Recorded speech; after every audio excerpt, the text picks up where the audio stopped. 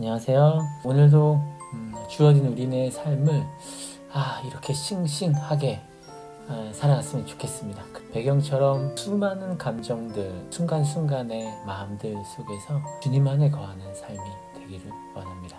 오늘 주실 말씀 함께 보겠습니다. 신명기 20장 1절 말씀입니다.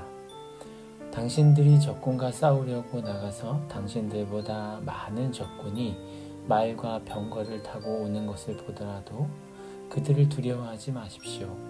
이집트 땅에서 당신들을 인도하여 주신 주, 당신들의 하나님이 당신들과 함께 계십니다. 아멘. 이스라엘 백성들이 가나안 입성을 앞두고 하나님께서는 모세를 통해서 이스라엘 백성들에게 당부하고자 하는 것을 전하고 있습니다. 오늘 말씀 구절의 한 구절에 두려워하지 말아라. 그리고 우리와 함께 하시는 하나님을 기억하라 라고 말씀하십니다. 이제까지 지켜주시고 함께 하신 하나님을 잊지 말아라 라고 말씀하십니다. 그런데 그것은요, 어떤 상황이 닥칠지라도 어떠한 상황 속에서도 나를 꼭 잊지 말아라. 내가 너희와 함께 하였다. 그리고 앞으로도 너희와 함께 할 것이다. 그런데 우리의 내면의 마음을 한번 돌아보실까요? 우리 내면의 마음은 항상 이것 아니면 이것인 것 같아요. 때로는 어떤 상황을 만날 때 긍정적인 마음으로 표현되어질 때도 있고, 또한 때로는 부정적인 마음으로 내 마음이 가득 채워질 때도 있습니다. 또 어느 때는요, 굉장히 희망적입니다. 은혜가 충만하고 막 너무너무 하나님을 사랑하고 그 믿음 안에서 살길 원하는 때는 막 되게 희망적인데요, 때로는 절망적인 마음이 있기도 하죠. 하나님이 정말 나와 함께 하시나? 하나님이 함께 하신다면 나를 이렇게 만드셨을까? 라고 하는 부정적이고 또한 절망적인 생각이 자리할 때도 있습니다. 하나님의 원리, 세상의 원리 안에서 나는 어떤 원리를 따르며 살아가고 있는가? 최근에 이런 트레이닝복을 입고 초록 색깔이죠. 한 번쯤이 아닌 참 여러 번 많이 들어보셨을 거예요.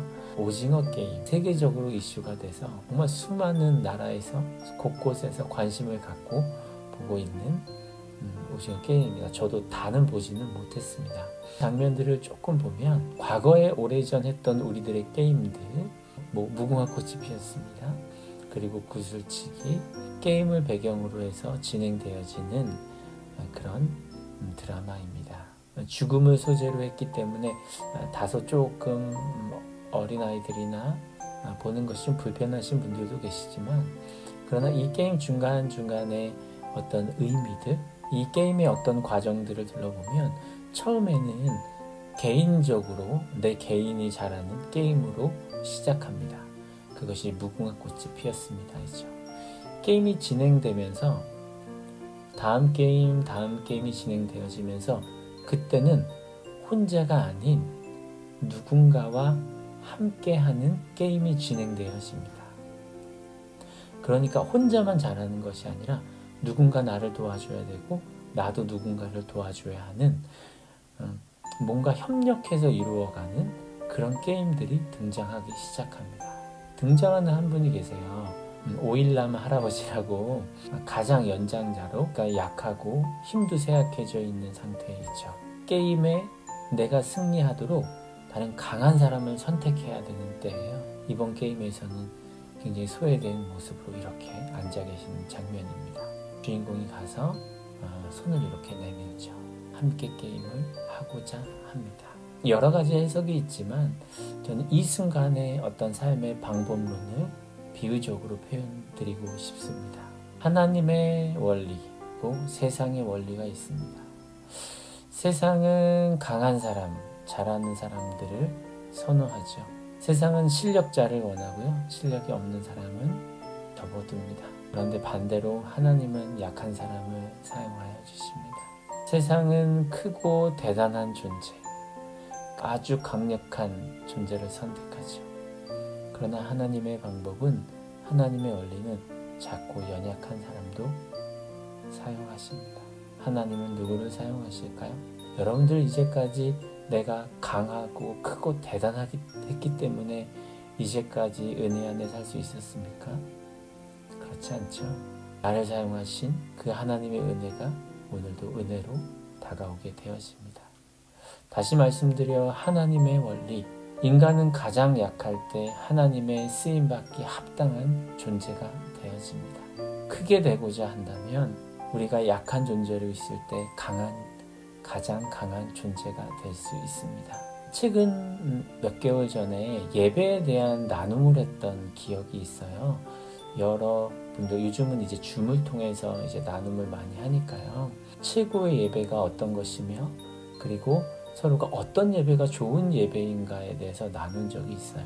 어떤 분은 과거에 구약시대에 있었던 예배의 어떤 그런 제사장적인 형태들에 대해서 진정한 예배의 모습을 말씀해 주시기도 했고, 찬양과 또 말씀과 기도가 함께 뜨겁게 이루어짐이 최고의 예배다라고 말씀하신 분도 계시고, 군대에 처음 가서 처음 자대 배치 받아서 어려운 난간을 넘어서서 그래서 교회에 가서 예배를 드렸던, 그리고 사도신경부터 예배가 끝나는 시점에 주기도문까지 눈물로 예배를 드렸던 그 예배가 가장 뜨거웠던 최고의 예배였다고 많은 분들이 여러 예배 형태에 대해서 말씀해 주셨는데요. 어떤 한 분이 자신의 삶을 이야기하셨어요. 그분은 북에서 오신 분이시거든요. 많은 얘기를 듣고 나서 마지막에 그분께서 말씀해 주셨는데요. 최고의 예배는 두만강을 건너서 언제 죽을지 모르는 상황 속에서 몸을 피해 여러 곳을 다니다가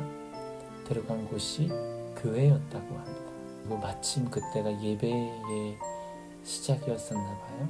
함께 하자고 기도해 주시며 말씀을 전해 주시고 따뜻한 하나님의 사랑과 그리고 이 형제가 이곳에 오게 된 하나님의 뜻이 있을 거라고 위로하시면서 드렸던 그 예배가 최고의 예배였다고 숙연함이 찾아왔던 그런 기억이 있습니다.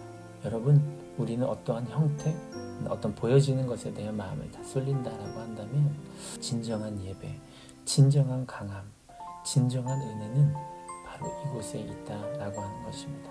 우리가 가장 약할 때, 가장 낮은 자로 있을 때 하나님은 나를 사용하시고 나를 가장 강하게 하여 주신다. 오늘의 말씀처럼 어떠한 전쟁과 어떠한 싸움 속에서도 반드시 승리할 것이다. 내가 가장 약할 때 나를 가장 강하게 만드시는 분, 두려워하지 마십시오.